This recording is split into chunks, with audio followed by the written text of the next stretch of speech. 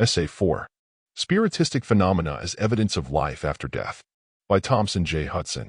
In the examination of any question requiring the exercise of the power or faculty of discrimination between what is and what is not good evidence for or against a given proposition, it is always best to begin by excluding from the field of inquiry all irrelevant side issues. In no realm of human inquiry is the application of this rule more important, nor is it anywhere more generally disregarded than in estimating the value of spirit phenomena as evidence of life after death. It is true that a vast congeries of phenomena, of indefinitely varied character, is presented for our consideration, each of which we are invited to believe is produced by a disembodied spirit. And to the superficial observer each is entitled to a separate investigation, or at least to equal consideration as to its evidential value. It is, however, obvious to the scientific investigator that this assumption is not warranted, and that, in point of fact, there must be much of the phenomena that in itself possesses no evidential value whatever. A moment's consideration will reveal a clear line of demarcation between those phenomena which may possess evidential value and those which can by no possibility prove or disprove the claim of spiritism. The latter class comprises all of the physical phenomena, such as rapping, table tipping, levitation of ponderable bodies without physical contact or mechanical appliances, slate writing, et hoc genus omni. It is not, however, necessary either to doubt or deny that these phenomena are produced by supernormal means, except perhaps for the purpose of assuming to be ultra-scientific, nor is it necessary to believe in their genuineness. For they all may be fraudulently produced, or they may all be veridical without affecting the question of spirit intercourse. A few words will make my meaning clear. Let us take, for example, the phenomenon of levitation of furniture. In itself, it is no more wonderful that a table should be lifted without physical contact than that a horseshoe magnet should levitate its armature. There is, however, a vast difference between the two phenomena, in that there is an intelligence connected with the movements of the table. It will answer questions and carry on a conversation with those present, and in answer to a question as to the source of the intelligence, the usual reply is that it is the spirit of some deceased person. And here let me say, in all candor, that, in the absence of the light afforded by recent discoveries in psychology, the animistic theory of causation was the most rational explanation of the phenomena. But of this later on. The point I wish to make now is that it is the intelligence with which we have to deal in searching for an explanation of the phenomena.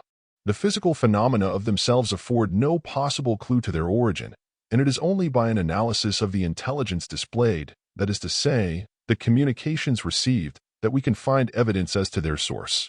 We may therefore safely leave out of consideration all purely physical phenomena, at least until we have definitely located the source of the alleged communications. The advantages arising from pursuing this logical method of exclusion are these. 1. The issue is vastly simplified. 2. The range of inquiry is confined to essentials. 3. It eliminates from the field of inquiry a vast number of phenomena, each of which easily lends itself to fraud and legerdemain, and neither of which, whether genuine or fraudulent, possesses in itself the slightest evidential value.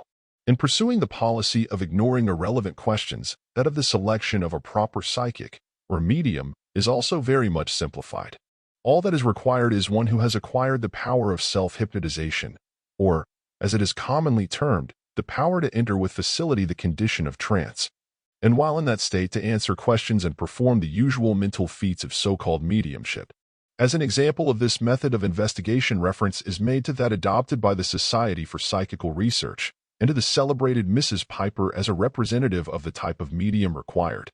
The theory of spiritism is that spirits of the dead take possession of mediums of this class and employ their vocal organs and hands, respectively, for speaking and writing directly to those present, the functions of the medium's brain being in the meantime suspended. This at once presents the real issue. Is it true that spirits of the dead communicate with the living through so-called spirit mediums? Or, to put it still more fairly and conservatively, is there any valid evidence that spirits do so communicate? In discussing this question, it is first in order to inquire what reasons are given by spiritists for believing that the so-called communications, purporting to emanate from disembodied spirits, are in reality what they are alleged to be. It will then be in order to examine the validity of those reasons, or, in other words, to inquire whether the phenomena cannot be otherwise accounted for. In making the latter inquiry, I will strenuously insist upon the recognition of the axiom of science that, We have no logical right to attribute any phenomenon to supramundane agency that can be accounted for on principles of natural law. In stating the reasons for the spiritist belief, I will endeavor to do so with absolute fairness, and to that end, I will suppose the most favorable conditions that a spiritist could desire.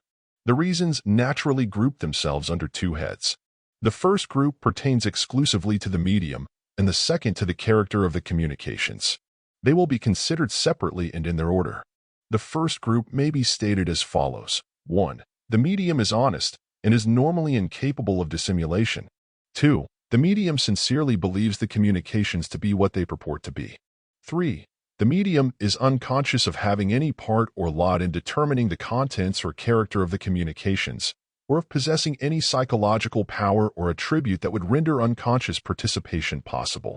4. The medium, though normally possessing no dramatic power whatever, often personate as the soi disant spirit with wonderful accuracy, often to the extent of imitating the voice, gestures, and even the mental idiosyncrasies of the supposed personality. 5. The alleged spirit often manifests mental and moral characteristics antipodal to those normally possessed by the medium, sometimes strenuously disputing her preconceived opinions, and often displaying an obliquity shocking to her moral sensibilities. It is obvious that here is a series of statements which, if true and unexplained, go far toward establishing the validity of the claims of Spiritism. A very few years ago, these statements could be met in but one of three ways, namely, 1. A denial of the facts, 2. A charge of fraud against the medium, or 3. An admission of the tenability of the Spiritist hypothesis. Today, it would be foolish to deny the facts, since they can be so easily substantiated. To charge the medium with dishonesty would raise an irrelevant side issue, and, in view of the discoveries of modern science, the Spiritist hypothesis is no longer tenable. That is to say, the phenomena can now be accounted for by reference to known psychological laws. We may, therefore, begin by admitting all that is embraced in the foregoing propositions, for we shall have no difficulty in finding a solution for all that is mysterious in the phenomena on principles of natural law with which scientists are now well acquainted, principles which are perfectly consistent with the integrity of all concerned, and which, moreover, obviate all necessity for seeking a solution in the realms of the supramundane. It seems almost superfluous to say that a perfect solution of all this phase of spiritistic phenomena is found in the law of suggestion. This law is known to every psychology student, except perhaps a few scientists who are committed to the spiritistic hypothesis. For their benefit, I will explain briefly what the law is. It was discovered a few years ago by European scientists in the course of their investigations of the psychological problems of hypnotism. It was found that hypnotic subjects invariably accept, believe, act upon, and carry to its legitimate conclusion every statement or suggestion that is made to them. Thus, if a subject is told that he is blind, he will manifest every symptom of a total lack of visual powers. If told that he is deaf, the unexpected firing of a gun in his presence does not startle him. Apparently, he does not hear it. If told that he is an infant, mewling and puking in the nurse's arms, he will simulate physical helplessness and an infantile mentality. In short, he may be told that he is a dog or a devil, a demon or an angel, and he will carry the suggestion to its legitimate conclusion, so far as it is physically possible, firmly believing the suggestion to be true. What is more to our present purpose, if the suggestion is made that he is some other individual, he will impersonate that individual with wonderful accuracy and dramatic power, the excellence of the performance depending, of course, upon his knowledge of the characteristics of the personage represented. What is still more suggestive of our theme is the fact that any good hypnotic subject will respond to the suggestion that he is possessed by a spirit, and, other things being equal, he will deliver messages from the spirit suggested precisely as a genuine so-called medium would do it. These phenomena, together with innumerable cognates, each pointing to the one conclusion, led to the discovery of the law of suggestion. At first, it was supposed to apply only to persons in a state of lucid somnambulism, whether spontaneous or induced, but it was eventually discovered to be a general law governing, at all times and under all conditions, that part of man's mental organism which is the active agency in the production of all psychic phenomena. Under the theory of duality of mind, which is now very generally either openly advocated or tacitly admitted to be a good working hypothesis, this intelligence has been variously designated by psychic scientists as the secondary personality, the subliminal consciousness, the subconscious mind, the unconscious mind, the subjective mind, etc. I have ventured to adopt the term subjective mind for the reason that, unlike most of the older terms, it does not imply a theory either of causation or of its relation to the mind of ordinary waking consciousness. Besides, it is the mind which is exclusively concerned with subjective states, conditions, activities, and phenomena. But, by whatever term it may be designated, the fact remains that it possesses powers and faculties exclusively its own, and it is hedged about by distinctive limitations. Among the former is the power or faculty of telepathy, and among the latter is its constant amenability to control by the wonderful power of suggestion. It will now be seen that each of the 5 foregoing propositions of Spiritism may be admitted to be true without affecting adversely the argument against the Spiritistic interpretation of the phenomena. Indeed, there are not to be found in the wide repertoire of psychic phenomena better illustrations of the potency of suggestion or of the universality of the law than are found in the phenomena of Spiritism. It is, therefore, unnecessary to question the sincerity of the medium, for the reason that if she is in a subjective or trance condition, she is compelled to accept the suggestions imparted to her. Besides, it must be remembered that a medium commences her career under the dominance of the suggestion that she is dealing with spirits. Her education, her training, her whole environment lend their aid to enforce that suggestion. Her reason tells her that it is true, for she knows of no other explanation. She has never heard of the laws of suggestion, or if she has, she either thinks that it does not apply to her case, or, more likely, she does not comprehend it at all. She only knows that in the trance condition she is dominated by an intelligence that seems to be independent of her own control. It says things that she has not consciously thought of, and it knows things that she does not remember in her normal condition. Of course, she is honest in her belief that the intelligence manifested is just what it purports to be, and of course she is unconscious of having anything to do with the communications. Moreover, she may be unaware that she possesses any psychological power that would render unconscious participation possible. Thus it frequently happens that when a medium reveals something that is known only to the sitter, she denies the possession of any telepathic power whatever. Perhaps she has never indulged in experimental telepathy, RSE, and is honestly ignorant of her own psychic powers. In any event, she is not a logician, and does not know that she is begging the question. But she is not alone in that, for many so-called scientists are guilty of the same logical offense when they deny that a good medium is necessarily a telepathist. In regard to the wonderful dramatic power often displayed by mediums in impersonating an alleged spirit, enough has already been said. It is sufficient to know that precisely the same results flow from the same suggestion to a hypnotized subject. But there is one consideration that should not be lost sight of in this connection. Astonishment has often been provoked by the fact that a hypnotized clodhopper, normally destitute of dramatic ability, often displays wonderful powers in that direction when impersonating suggested characters. The same remark applies alike to hypnotized subjects and to mediums, and the same explanation applies to both. I venture to say that much of the mystery will disappear when it is remembered that there is, necessarily, a wide difference between conscious and unconscious impersonation. In the former, the actor is normal and is forced to study the character he seeks to imitate, to remember every gesture, tone of voice, and mental peculiarity, and to consciously reproduce the entire personality of another. In short, his effort is to identify himself with the personality he represents, and in so far as he is capable of doing so, he succeeds as an actor. On the other hand, the psychic, under suggestion, completely identifies himself with the suggested personality, for he believes himself to be that person. In his case, therefore, impersonation is not acting in the sense in which the term is usually understood. It is simply following an irresistible impulse to carry the suggestion to its logical conclusion, and this he does easily and naturally, just so far as he is acquainted with the character assumed, but no farther. If, now, we take into consideration the wonderful memory of the subjective mind, together with its potentially perfect powers of logical deduction from suggested premises, it will readily be seen that the law of suggestion affords a perfect explanation of the facility with which entranced mediums impersonate the characters of suggested spirits. Cognate to this question is the fifth and last in this group, namely, why is it that so-called spirits, if they are not what is represented, often antagonize the medium and manifest mental and moral characteristics antipodal to those she is known to possess? This is a very pertinent and far-reaching question, but a perfect answer is easily found in the same law of suggestion.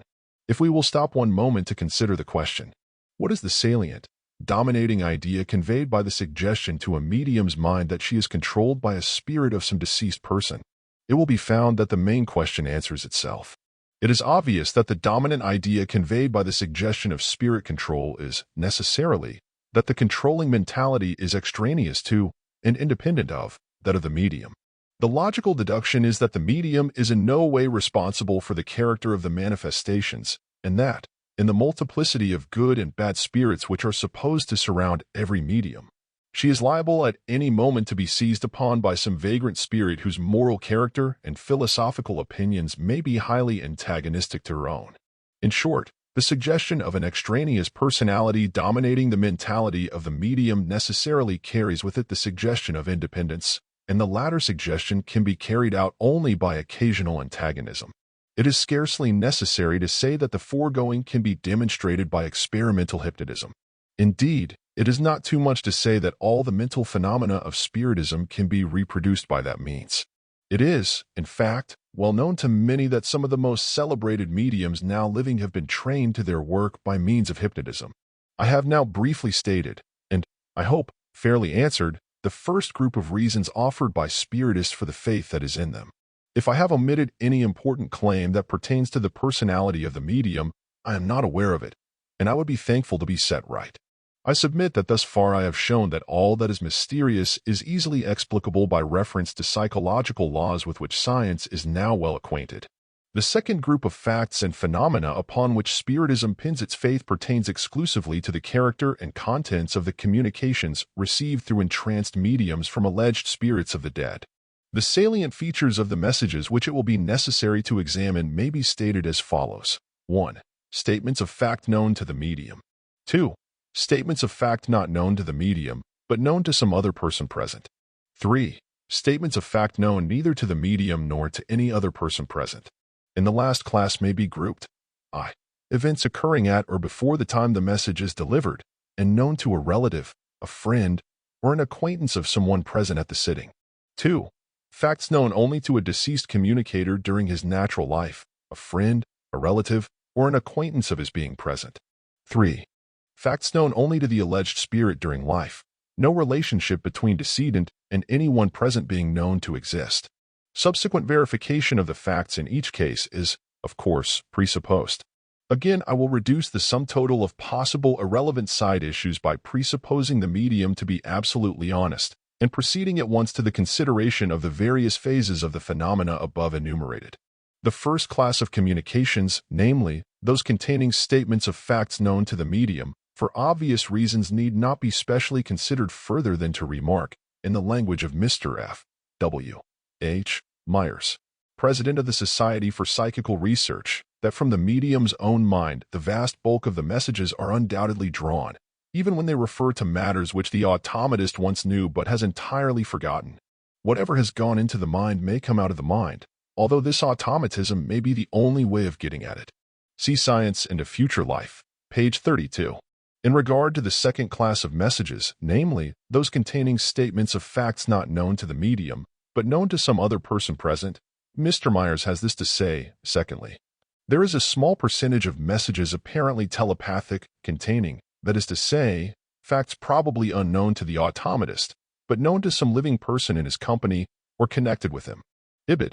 I have made these quotations from Mr. Myers for 3 reasons, namely, first, because he is one of the ablest and fairest of the psychical researchers who have committed themselves to the spiritistic hypothesis. Secondly, because he distinctly recognizes telepathy as the obvious explanation of the second class of messages. Thirdly, for the reason that, inasmuch as I shall endeavor to make it clear that all that is mysterious in any of the above-named classes of messages is easily explicable under the telepathic theory, I wish first to show definitely the point where our paths diverge. This parting of the ways occurs when the third class of communications is reached, namely, those containing facts known neither to the medium nor to any other person present. It is at this point that the issue is declared between the two hypotheses, the spiritistic and the telepathic. On the one hand, spiritists decline to accept telepathy as a possible factor in the case if no one having knowledge of the facts related by the medium is actually present at the sitting. On the other hand, The advocates of the telepathic theory of explanation hold that if any living person who is in telepathic rapport with anyone present has knowledge of the facts related, we are logically compelled to accept the telepathic hypothesis. This, of course, involves the denial on the one hand and the affirmation on the other that more than two persons may be concerned in the transmission of a telepathic message. And it is upon the settlement of this question that the whole controversy hinges. Reduced to its lowest terms, the question at issue may be thus stated affirmatively: if A can, by any known means of communication, convey a message to B, B can convey the same message, by the same means, to C, other things, of course, being equal. The truth of this proposition seems to be self-evident. It is certainly true of all physical means of communication. Why is it not true of telepathy? Is a question that spiritists must solve or be thrown out of court. Telepathy is a known means of communicating facts from mind to mind. At least it is known to spiritists and psychical researchers, and it is to them that I am addressing my remarks. If, then, A is aware of a fact and is in telepathic rapport with B, he can communicate that fact to B. When that is done, the information henceforth constitutes a part of the mental equipment of B, who can, in turn, transmit the information to C, the medium, by the same means by which he received it from A. If not, why not? This question has been asked before. More than 7 years has elapsed since this hypothesis was first promulgated and this question asked. Thus far no one has ventured an answer to the question, or even to state the proposition fairly. It has, however, often been remarked that it is carrying telepathy too far, that it stretches the telepathic hypothesis all out of shape, or words to that effect, that it involves the supposition of infinite telepathy, omniscient telepathy, and so forth. In other words, it has thus far been dismissed by spiritists with a Podsnapian wave of the hand. Even Mr. Andrew Lang, who believes in the telepathic hypothesis, finds it expedient to throw a sop to the spiritistic Cerberus by declaring it to be a wild hypothesis. And this as a preliminary to showing that it is obviously the only tenable hypothesis outside the realms of superstition. C.S. P. R. Proceedings, number 36. Mr. Lang also gives the hypothesis a new and somewhat formidable name, telepathic via three, which, being interpreted, means telepathy by three, which is not so formidable. I have no fault to find with the name, however, for it is a very appropriate addition to the terminology of psychic science. Now let us briefly inquire whether telepathy de Trotz really stretches the telepathic hypothesis beyond recognition, or if it deserves to be stigmatized by its friends as a wild hypothesis. We will begin, not with a spiritistic seance, but with a prosaic experiment in telepathy, made in the city of Washington a few years ago, the telepathist being a hypnotized subject. A gentleman from New Orleans, almost a total stranger, happened to be present, and in the course of the evening asked the telepathist to describe the stranger's, home in New Orleans. The description was made, and declared by the gentleman to be perfect as to all the inmates of the house, and the arrangement and furniture of all the rooms, except the parlor, were satisfactorily described, even to some of the pictures on the walls. The parlor, however, was said to be all wrong. The carpet and furniture were declared to be totally unlike anything actually in the room. The piano was described as an upright, whereas the gentleman said that it was an old-fashioned square piano. On his return home, however, he found that the telepathist was right. His wife had planned a pleasant surprise for him, and had refurnished the parlor during his absence, and installed a new upright piano, paying for it all out of savings from her allowance of pin money. If this was not telepathy H. Trotz, will any spiritist tell me just what it was?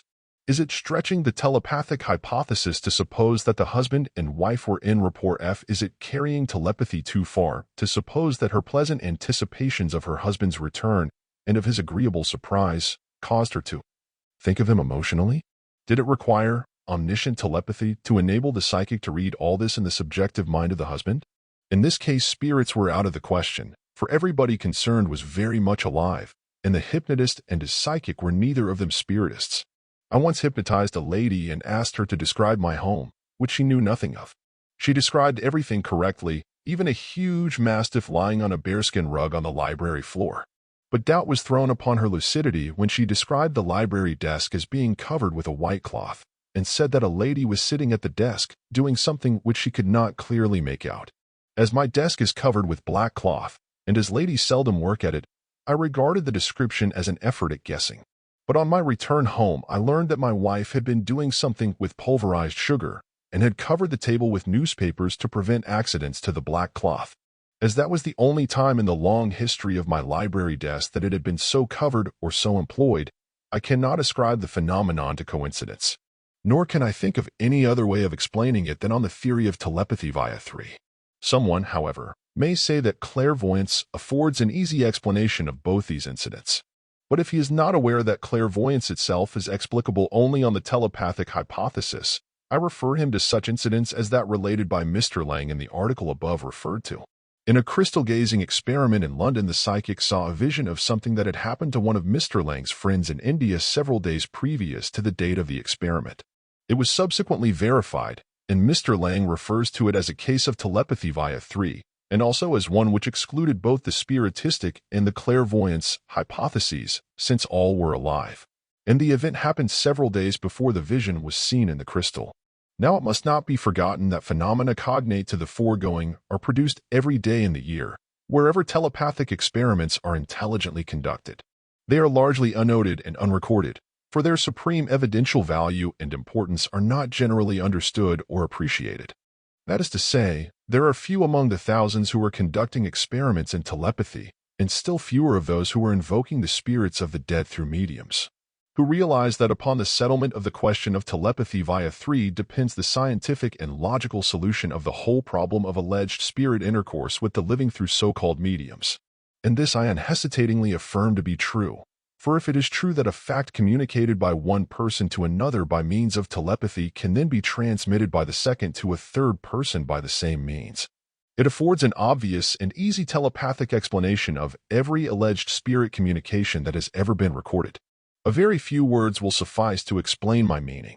I have already shown how the hypothesis applies to events occurring at or before the time the message is delivered, and known to a relative, a friend, or an acquaintance of someone present. The spirit hypothesis being excluded by the fact that all concerned were living. The only further remark necessary in reference to cases arising under this head being that since telepathy via 3 furnishes a complete explanation of the telepathic experiments related, it is difficult to imagine any valid reason for changing the explanation, even if the sitting had been called a spirit séance. Thus the suggestion to the psychics in either of the foregoing cases that spirits were present to show them the rooms would have resulted precisely as it did result. Again, the suggestion might have been that the psychics were clairvoyant, and the results would have been identical. The rooms would have been described as clearly under any one suggestion as under any other in the list. The difference, then, lies wholly in the suggestion made to the psychic, and not in the facts. Is it conceivable that the explanation varies with the suggestion under which the psychic happens to do the work? If not, there must be some one explanation applicable to all forms and kinds of suggestion, and the only tenable solution is necessarily one that rests on a vera causa. I submit that the telepathic explanation is the only one that is thus sustained. That is to say, we know telepathy to be a power of the subjective mind, and we know that all psychics assume the hypothesis suggested to them, whether it be spirit control, or clairvoyance, or telepathy pure and simple.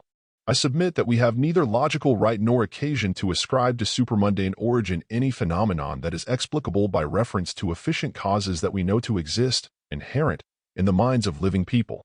The next class on the list, namely, communications embracing facts known only to the deceased during his life, a relative or a friend being present at the sitting, can easily be accounted for on the theory of telepathy b. Trots, since friends, relatives, and acquaintances are well known to be, potentially, in rapport at all times. The facts in the supposed case may have been telepathically communicated years before the death of the agent, but as the memory of the subjective mind is potentially perfect, the facts may be drawn forth by telepathic agency at any subsequent time under proper conditions. There are, however, many cases, apparently belonging to this class, where the sitter's ignorance of the facts is due to forgetfulness. In other words, he may have known the facts and entirely forgotten them. As Mr. Myers justly remarks, whatever has gone into the mind may come out of the mind. Such a case, however, would not be telepathy de trots, but it would be obtaining telepathic information residing exclusively in the subjective mind, or, as Mr. Myers would say, the subliminal consciousness of the sitter. And so would the same information received telepathically by the same sitter reside exclusively in his subjective mind. Will some good spiritist please explain why information can be drawn from the sitter's mind by means of telepathy in one case and not in the other? Prima facie, the conditions are parallel, except as to the means by which the sitter obtained the information, and I submit that the onus probandi rests upon the advocates of the spiritistic hypothesis.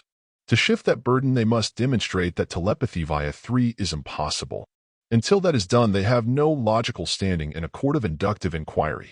This brings us to the only remaining class of communications, namely, those which embrace statements of facts which were known only to the deceased during his life, no relationship between him and anyone present being traceable. Obviously, such cases present great difficulties, not the least of which would be the verification of the alleged facts. Thus, if a spirit should present himself to a company of total strangers, it would be very difficult to verify anything that he might say. But should that difficulty be surmounted, it would be practically impossible to prove that all knowledge of the fact was confined to the deceased. And it would be absolutely impossible to prove that a knowledge of the facts was not possessed by someone who was in telepathic rapport with somebody present at the sitting.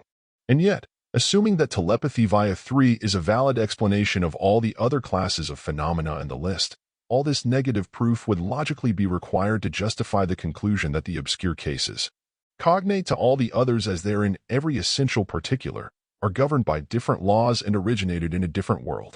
In other words, having shown that in all cases where the facts are known, the telepathic hypothesis affords an easy and obviously true explanation of the phenomena, we have a logical right to assume, until the contrary is demonstrated, that were the facts known in the obscure cases, the same explanation would be equally obvious. The importance of this rule of evidence will be apparent upon reflection, for it will at once be seen that the adoption of a contrary rule would be the logical equivalent of a distinct repudiation of the inductive method of research. And this is precisely what is done in the highest spiritistic circles today, with little of importance being heard from that source aside from voluminous dissertations upon the immense evidential value of the obscure cases.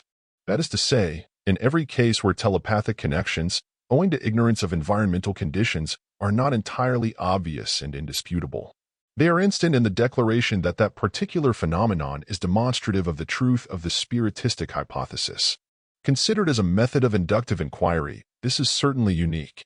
It is not a new proposition that ignorance is the mother of superstition, but it can safely be asserted that since the day when Bacon taught the scientific world the value of a fact, this is the first time that ignorance of facts has been assumed to constitute valid inductive evidence of the existence of supermundane beings. This part of the claims of Spiritism, however, may be safely left to take care of itself when the vital issue is settled. That, as I have pointed out before, relates wholly to the question of whether information received telepathically can be transmitted to a third person by the same means. If that question is settled affirmatively, together with all its implications, antecedent and consequent, it will be simply impossible to imagine a case that would not be explicable under the telepathic hypothesis. That the proposition is true, I cannot entertain a doubt, and so believing, I can but regard the logical attitude of Spiritism as grossly violative of that fundamental axiom of science that denies our logical right to seek in supermundane realms for causes that can be formed in the domain of natural law.